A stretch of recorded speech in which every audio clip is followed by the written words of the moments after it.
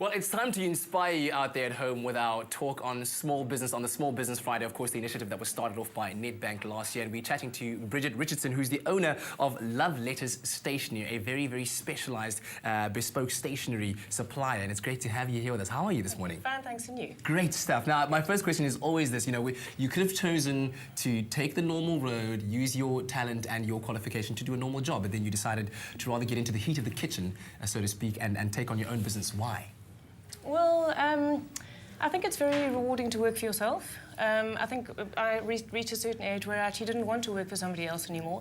I wanted the flexibility, and I wanted to do something that I loved. Yeah.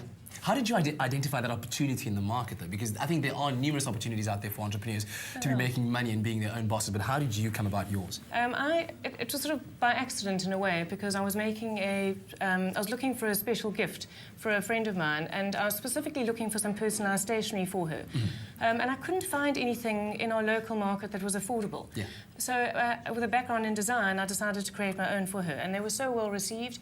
I sort of started from there. Yeah. I decided that, well, I made for her, and then somebody else, and then somebody else, and it just followed from there. Yeah. Take us through some of your products and tell us a bit about what Love Letters Stationery does. Well, I do a full range of personalised stationery, from personalised note cards to gift tags to personalised ribbon, personalised pencils, and then more sort of home decor focused, personalised placemats, and as well as various generic products. Anything sort of paper-based, quirky, interesting things that you'd like to have in your home that really are stationery and paper-focused. And unique too, right? And unique, yeah. I like to create things. A lot of the products are designed by me, yes. Because I want them to be unique in our market. Okay. I don't want to just buy in from somewhere else. You say you came up with the idea, you were telling me just now that you came up with the idea and within a weekend the business was kind of created. Yes, what did you do? What were your first steps? Because, lots of people have that idea and then it's like that first step. What do I do now?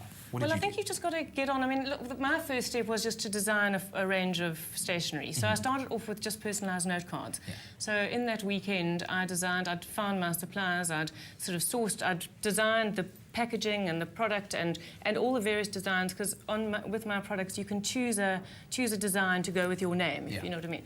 So that's really where I started, and by the end of the weekend I had it ready to go. And 4 years down the line, as successful as ever, and it's still going so strong. Congratulations with that. So how successful has it been in terms of, let's say, creating employment for other people out there? How many people do you employ? Well, we have two full-time employees, and then in crucial periods I pull in, like season or Mother's Day or whatever, I pull in temporary staff. Yes.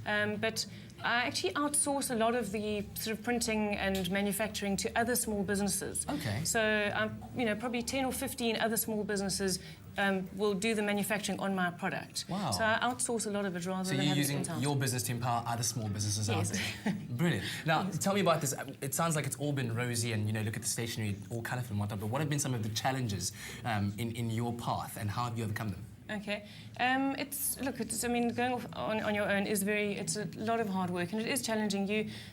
For me specifically, I think finding the right suppliers.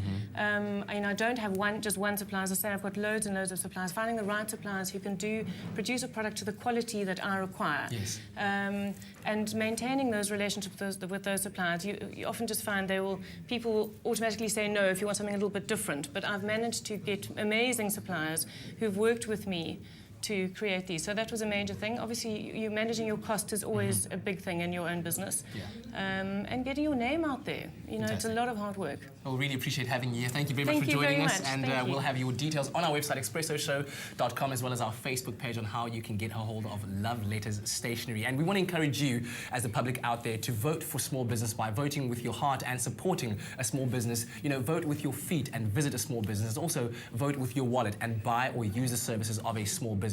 You can go onto Small Businesses Facebook page, like the page, and share your small business stories. Also, tweet with the hashtag #VoteSmallBusiness. We'll be right back with more on Expresso. Make more jobs for more people happen every time you support, visit, and spend at a small business. Partnering for growth for Greater South Africa. Make things happen. Nedbank.